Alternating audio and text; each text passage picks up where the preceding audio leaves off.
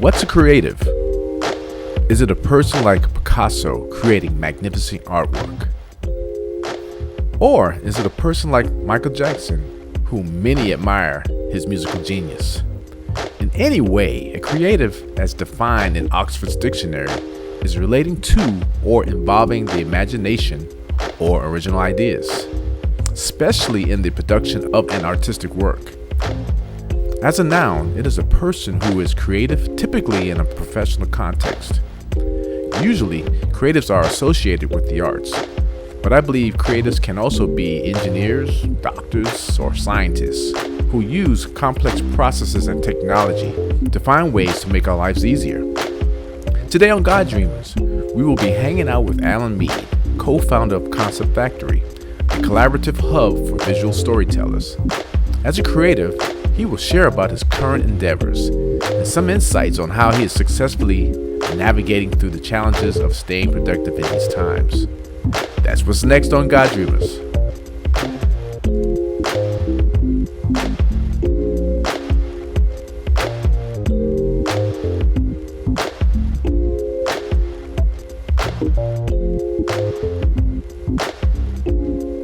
Hey everybody, it's Todd. Welcome to another God Dreamers experience. Today we're going to be doing something a little bit different. We're going to be talking about the mind of a creative in this crazy time of this pandemic. And we have a special guest today. We have Allan Meade Jr.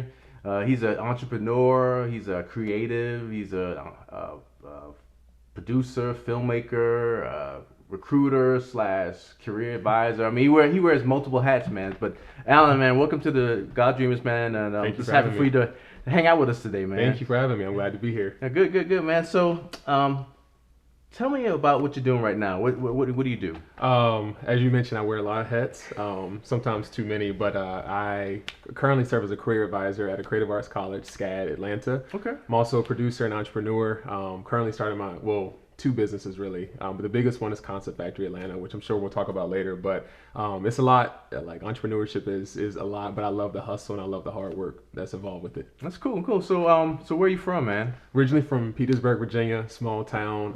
It was Petersburg. That's south of Richmond, right? Yeah, it's a Civil War town, and not much has changed since then. I'm convinced, but very small town. We grew up in a county called Dinwiddie, which is right next. Dinwiddie. Yeah. That's funny, man, because I went to a camp in Dinwiddie years ago, man. And I remember when I went out there, man, it was nothing out there. It was fields. Yeah, fields and farmland. They built up like a little bit, but back in the 90s and early 2000s, it was just rural. So yeah. But I'm grateful for it because it really taught us like family life. My family, I only have one sister. Parents, everybody was just really close knit growing up. So that was like really, really good. And then other than that, I think in 2009 we ended up moving to the DC area, so that was a whole new experience. Okay. And then after that I went to school in North Carolina, A&T, Aggie Pride. And then after that I moved to Miami for 2 years, and then God said, okay, you're done. And then he sent me to Atlanta. So. Wow, man. So you covered a lot, man, in those few years, I guess. That's cool, man. So let's talk a little bit about your creative side. I mean, as a child, were you kind of grew into that, or when did you know that you were creative in the arts and so forth? I think I wanted to be an architect. Well, I like to change like my career professions a lot growing up. It was at one point I wanted to own a business. Next point I wanted to be a pilot, and then an architect. And then I wanted to be an architect up until my 9th grade year in high school. And particularly my high school was an engineering focused one, so I was like, this is perfect. Well, I get there, take a class, and I nearly flunk out. There was a guy named Charlie. I don't even remember his last name, but Charlie helped me like look off of his paper every day. What? And I would constantly ask Charlie like, what is the answer to this? Because he was really smart in engineering. And eventually Charlie just started giving me the answers, and finally I made it out of that class by like the skin of my teeth. And so after that, I was like, okay, I got to do something else. And I signed up for a multimedia production class. Teacher's name was Mr. Gilligan, and he just like really introduced me to filmmaking and PSAs and commercials and documentaries, and I just fell in love with it. But I had always had like a knack toward movies and just cameras, but I was always like, oh, that can't be a career. Like it's just a hobby. So yeah, when engineering didn't work, God moved me to a different direction. Oh wow. Now did you ever like, I know a lot of times when you're kids you kind of doodle like drawing and stuff like that, or singing or acting out? Did you do any of that? I did. You So did? I used to. We got our first home video camera in 2005. We were to go on a family vacation, so my dad bought this bulky like camera, which we thought was high tech back then. Nowadays, it was probably less than 720p, but he bought the home camera, and so after we got back from vacation, I would make home movies. My sister was always the main actress. I would write up my scripts, Okay. and then have my mom was usually like, I'm not acting in that, so I like usually write her out of the script, but she was like, more behind the scenes, and my dad would reluctantly have to act as well. So yeah. But my sister, she loved it. I know she did. Well, that's cool, man. So I mean, let's fast forward a little bit. So when you got into college, you majored in Journalism. Journalism. So I guess before you got into college, I guess you had the mindset of wanting to do something like that. So that was that driven because of TV, or was it driven more because of movies? A little bit of both. Okay. I was like, okay, since this college doesn't have filmmaking particularly, and film schools were out of the question because they were so expensive. Yeah. And my grades were pretty average. I mean, they weren't like, I wasn't dumb, but I also wasn't, grabbing academic scholarships. So I kind of felt like in the middle range, and at A&T, the communications department was more news broadcast media focused. So I was like, okay, I'll be a news anchor. And I like started pursuing that and really thought that's what I wanted to do. And God actually blessed me with an internship, two of them at two TV stations. One was in ABC News in DC. Okay. And I was super excited about it. It was a great internship. They treated me very well. It was just, I knew it wasn't for me. Like, I mean, I was out in the hot DC sun with like reporters for 4 and 5 hours, only for them to get on air for like 30 seconds. And then they'll be out there for another 3 hours until the 11 o'clock news. And I was like, this is not it. So, so I knew right there that God had spoke to me and was like, hey, like news is not your thing. And I was so grateful because I didn't like it. So. Yeah, I mean, they're totally. I mean, film and news is like totally different. Oh man, beast. Two different beasts. Yeah, and film is more interesting and inspiring. I mean, doing the news too, because you are creating stories, but I mean, it's not the same as film. Yeah, news is cutthroat. Yeah. Oh man, I mean, film is cutthroat too, but at least you have some kind of like, hey, this is my thing. But news is like, it's very cutthroat because you're pressed up against a time clock, and they always want to be the first to have the news station. Like to break the news when something big happens, and so yeah. And unfortunately too, it kind of dwells a lot on the negative. Not so much if it bleeds, it leads. Yeah. So I can understand that. So let's talk a little bit about being a creative, man. In your own opinion, what kind of defines a creative person? What are the elements of a person that's creative?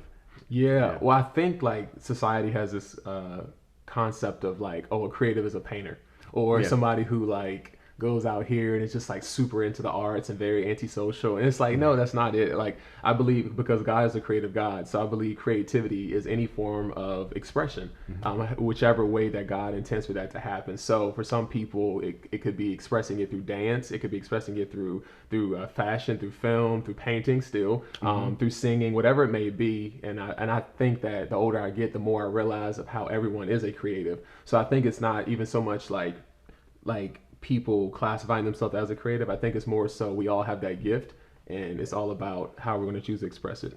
Yeah. The funny thing about that, you're right, because I think society kind of puts a creative more associated with the arts. But if you think about it, I mean, everybody's creative in a certain degree, even engineers and scientists. I mean, they're creating, different formulas and creating product and things of that nature, and it requires some form of thinking outside the box to make things happen. So but that's true though, man. That's cool.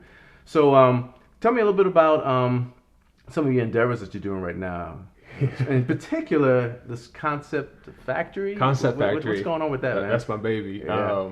So pretty much with that, in I want to say January. As a matter of fact, it was like January 23rd to 24th. I sleep with like a journal next to my bed because you just never know when God speaks. Yeah. And the church I go to currently is actually at a co-working space called the Gathering Spot. And so right when I moved to Atlanta, I immediately got plugged in at that church. It's Victory Midtown. Okay. And so as I was going there one day, they had this like after service like function or something. And one of my friends, she's a photographer there named Tamara. And I told her, I was like, Tamara, I was like, it would be really cool if there was like a place for like a co-working space but for creatives and like filmmakers and photographers. And she was like, yeah, good idea, cool.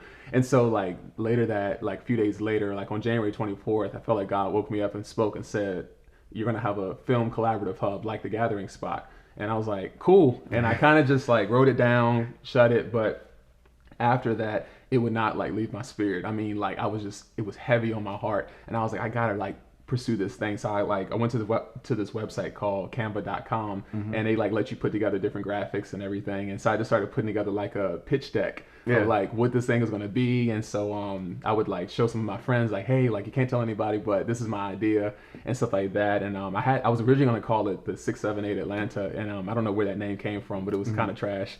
And and so I was talking to my mom one night, and I was telling them about it. And usually, you're onto something with the Lord when people respond differently. Yeah. When you tell people something, they say, okay, like we'll see where it goes. Maybe a red flag. Not to say that's the only indicator, but when you start telling people and they get excited about it, something's happening in their spirit. Yeah. And so I would often tell people. So my mom was like, well, what? She's like, I don't know if that name's not working. And I was like, well, the name's gonna stick. I was like, we gotta brand it. And so I was talking to her, and I was like, it's gonna be like like a place where you create stories and things of that sort. It's gonna be like a concept factory. And she was like, that's your name. And I was wow. I was like, I like it. So I mean, it's a cool name. Thank you. Sure. And then we plugged Atlanta in on the back. So got to shout out Atlanta. But yeah, so pretty much it's going to be a collaborative hub for filmmakers and what we're calling visual storytellers, because we know that storytelling goes beyond just the world of film. Yeah. So you guys do anything now? I mean, I went to the website. I mean, the website is, as they say, dope. Oh, thank you. No, we put that together because I have two other co-founders, and they were just talking about like, who we're going to get to do the website. And I was like, I'm going to do it for free. So you did the website? I did the website. Man, I used a template. Thank you. But I kind of changed some stuff around. But I'm always a believer of why pay somebody when you can do it yourself. Because website designers are very expensive. So and that was money I was going to have to just grab out of the air because I didn't have it. Wow. And so but where we are now, we're like in our brand awareness phase, and we're going to be officially launching virtually for in November of this year, where we're going to offer virtual memberships for different events, and we're really going to dive into VR and AR, which is going to be the first co-working space to ever do that. Sweet. So you also have I was checking you out on your Instagram, and so you also have another business, branding business, like influence design. Influence design. Okay. So that kind of, I had like a branding business in college called Wonder 8 Marketing. Okay. And I would often do 90% of my work for free because people were like, hey, like I really need this. I'm starting a business, or I'm starting like this ministry at church, and we need this logo. And I was like, okay. And I felt like God would often be like, do it for free. So I was like, okay, God, I just see this as sowing seed and not just like doing free work. But every once in a while, people would say like, no, you deserve to be paid, and they would pay me. So after that, it kind of had been on my heart like a little bit to bring it back. And then I bought a new laptop and was like, I need to pay for this laptop. Let me make logos. And so I'm doing that now to pay off the laptop that I bought to create logos. So yeah, doing that. But I really like it, and the name kind of just came to me one day, Influence Design, and because I feel like I want to influence the design world as well. So what's your strong point, man? I mean, I see that you kind of you do graphic design, websites. You're dealing with the film. I've seen you a couple of clips where you're acting and so forth. So what's your primary area where you feel the strongest in? I would just say leading a creative venture. I'm definitely the person that can spark a team to get up and go. But I also like to have my hands in a bunch of stuff. But at the end of the day, I gotta surrender those things, because what I can fall victim to sometimes is trying to do it all. And then sometimes people have had to tell me like, Allan, you have to, like, it's okay if you started this, but you got to let other people take the wheel and do the minor stuff. Yeah. Because I'll be like, no, I know how I want it, because I'm very like vision driven, and I'm like, okay, I'll just do it myself. But we're only one person. So yeah. So the question of the day is, being a creative, and I consider myself a creative too. And one of the biggest challenges that I have, and we talked about this earlier, is that how do you stay focused when your mind is constantly bombarded? And I would say bombarded, but also, your mindset is you're creative, so you're constantly thinking about new ideas. Yeah. So how do you pick one and stay focused? And like I said, this is an ongoing battle for me, because it's like, oh, that's a cool idea, I want to work on that. Oh, this is a cool idea. Yeah. But what about you, man? How do you stay focused on getting a project done? It's an ongoing focus for me too. I'm still learning it, but I think the Holy Spirit and Google Calendar are my two best friends. I journal a lot too, because I think as creatives and just as people who are very vision driven, especially if God has put something in you, you're like, hey, like there's something inside that has to get out. You got to write it down, because if not, it'll get bottled up, and then before you know it, you'll just feel like that overwhelming syndrome, like I can't do any of it. So I just choose to stay still. And I think that's what a lot of people fall victim to. So for me, like just writing stuff down helps me get it out. And then that way I don't have to tell my brain remember this thing 3 days from now that I know I'm going to forget probably when I walk out the door. And so journaling really helps. But I think if anything, just setting like goals for myself, but not trying to bite off more than I can chew. So I'm like a huge believer of to-do lists. So if I know for influence design I have to do something, I'll set reminders, set my calendar, write a to-do list and say, okay, by X amount date, these 3 things need to be done. And I know that although there's more stuff to follow those 3 things or 4 things, whatever it may be, I know that as long as I get that done, it gives me a sense of, hey, you're actually getting stuff done. So that productivity kind of drives me to keep doing stuff. But it's a challenge though, especially when you see like a really cool idea. But I think if anything, the older I get, I'm realizing more like just stay in your lane. Like God's given me lanes to stay in. And as long as I know that, hey, he's called me to do, entrepreneurship, filmmaking, and career advisement. Okay, well, that's for right now. He may change it later on, which he probably will. But okay, I'm going to focus on those things. And if I see somebody out here doing something different, inside I may be like, man, that's a really cool idea. But I don't have to feel as if God, like, didn't give me something. God's like, no, I gave you your area. I gave that person their area. Focus on it. And together, y'all are going to both advance the kingdom. And I don't have to feel bad as if like, God, I want to do everything. Because I think, and I used to be that way, like I just want to do it all. And it was simply like a sense of me still searching for myself and not being content with what God had already given me. Yeah. So I got so many things going on in my mind now as far as questions to ask you. But the one that I guess is kind of pressing on me is, with the pandemic going on, how has that affected you, or how has it affected creators? Because I would imagine some of since you're at SCAD and you're a career advisor, So I would imagine some of the students you probably have come across have expressed some challenges or expressed some concern about all the things that are going on. Because I know for one thing, when the pandemic hit, I mean, like everything shut down. Yeah. I mean, the film industry shut down, the music industry shut down, no concerts, and so a lot of the creators were kind of like going. Kind of stir crazy because really their form of income has kind of been taken away. So I mean, as far as you're concerned, I mean, how has it affected you? Yeah, I think if anything, and even as a creative and like a person who's always involved in something, it caused me to sit down and rest. To say, guess what? You can't go outside. You can't go back to the office. You can't go out and just work on a film or anything. You got to sit in this house and you got to talk to God and you got to come to terms with yourself. And I think that was like really good for a lot of people. And at first I didn't like it. I was very upset at the beginning of the pandemic. I was like, because my old job when I lived in Florida was a recruiter job. So I was constantly traveling, didn't have an office.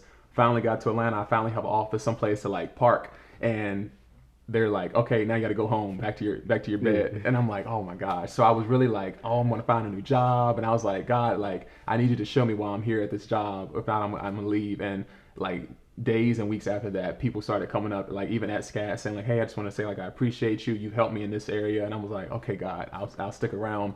But because of that, it caused me to like open up this new form of rest and realize like, what am I in a rush for? Like at any given time, life can switch up on you just like how it did for all of 2020 with the pandemic. And I don't have to like be, going to bed at 1 o'clock in the morning, waking up at 5 o'clock in the morning, just trying to get stuff done. It's almost like, what are we working towards? Like just focus on one thing at a time and things will eventually get done. So, and as far as the question about, how has it affected creatives? I think if anything, and what I see from a lot of my students at SCAD is it caused us to really come to terms with like, what is your real identity and what is your identity grounded on? I know in the Bible, it talks about, if your house is built on sand, when the storm finally comes, it's going to wipe it out. But if it's built on Christ, it's going to weather the storm. So I think that storm was the pandemic. And when the film industry shut down, pretty much every creative industry, maybe not like animation, but most of the creative industries and workplaces shut down. A lot of people and creatives, their identity was rooted on that thing, which is not a bad thing. So I feel like, yes, God may make me a filmmaker or entrepreneur, but that's not my identity. That's just that's just my calling. My identity is Christ. And so we know that Christ will not, because he's the rock, he's going to never move or shake, or he's going to never go anywhere. As long as we know that, hey, at the end of the day, I'm God's child and I have Christ, no matter what pandemic comes or what storm, my foundation's secure. So I don't have to feel like I just lost everything when the film industry shuts down for 9 months. So that's good, man. And I guess as we get ready to close out, I was going to ask you, being a creative, and how has your faith in being a creative kind of come together?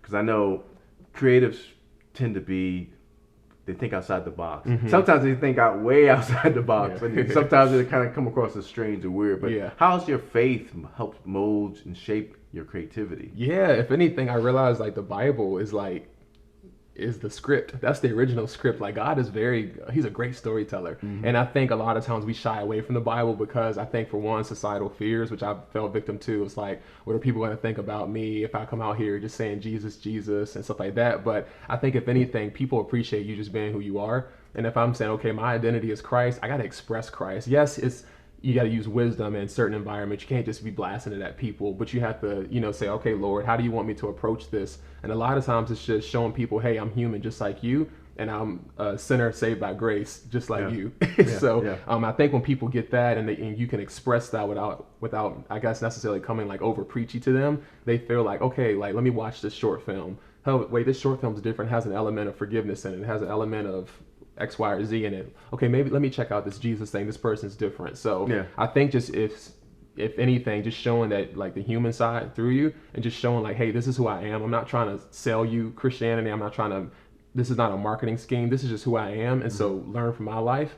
And I think that's where people are sit back and watch and say, wait a minute, this is different. So okay.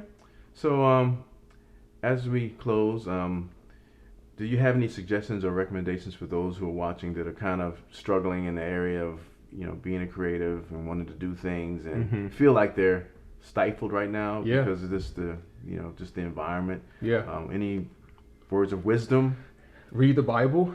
And when I say read the Bible, I'm not just saying just open it, just like truly like get in, like immerse yourself and, read parts of the Old Testament, the New. I would say start with the New to like help your brain catch up with the times, but just read the Bible. And I think seeing other people in the Bible who because a lot of times when we read about Jesus, we're like, well, of course he did that. He was the Son of God. But it's like, no, reading about King David and, how King David was a man after God's heart, but he screwed up a lot. And just seeing how he was also creative. He was a poet, but he was also a fighter. So he had a very intimate side, but he also had a very warrior side. So, just seeing, I tell people, find yourself in the Bible and it gives you motivation to keep going. And then, of course, I would just say, don't be afraid to try different stuff. Like, look into something. If you think like, hey, maybe architecture is my thing, look into it. You don't got to go out and go to school to be architecture right away, but look into it. Hop on YouTube University, go to watch some videos on it, look at other people's Instagram, and if you feel something sparking inside of you, that could be an indicator. And then I also tell people, think back to your childhood. I think 9 times out of 10, most people's purpose and calling was revealed in your childhood somewhere. And I even tell people, hey, go back and ask parents or friends or siblings, what did I like when I was a child? Like, what are some things I focused on? Because I think we all had those dreams, which was God indicating, hey, this is your calling. But then society says, nope. Or they put these labels, or you're a woman, you can't do this. Or, hey, this doesn't, black folks don't do this. Or, and it's just like, I think we get so many labels put on us, or people that start sensing that and they start saying, well, wait a minute, I couldn't do this, so let me try to stop them from doing it. Yeah, that's so true. I mean, things have changed so much, man. I was just sharing this with a friend of mine the other day. As we were growing up, our parents were probably the first generation or second generation of going to college and experiencing the American dream, so to speak. And before that, man, our grandparents were working the land, or they were working for somebody else, maid or, those types of jobs. And then, so when I was growing up, it's like my parents were always pushing, go to college, get an education, get a career and so forth. But, the newer generation is kind of shifting. I had to kind of, with my kids, I had to kind of talk to them about it because I had the same type of thing that my parents were pushing on me. I was trying to push on them, like, go to college and do this. But it's different now. I mean, I think for certain specialties and certain skills, you have to go to college. If you want to be an engineer or a doctor, I mean, those are specialized skills. But I mean, I think, this next generation, I kind of admire them in a lot of ways because they're kind of free thinkers and they want to do things differently.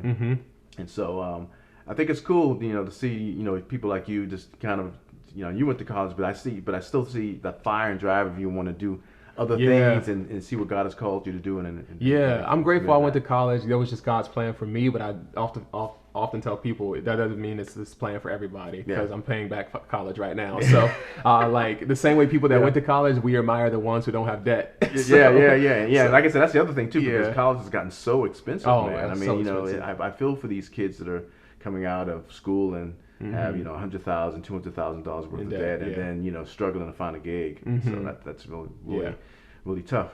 But anyway, man, hey, thank you so much Yeah, no for problem. hanging out with me today, man. That was some good stuff, great things that you've been doing. Thank you. Any projects that are coming up that people need to be aware of, or how can they contact you? Yeah, well, you can go for Concept Factory. It's conceptfactoryatl.com. It's right there. And then my Instagram is Allan Meade _ That's it. Okay, cool. Yeah. Well, cool, man. I had a great time today with Allan, man. You guys have any questions or any ideas about the show? If you have any feedback, please select like and subscribe to the channel. And until next time, you guys be blessed and take care.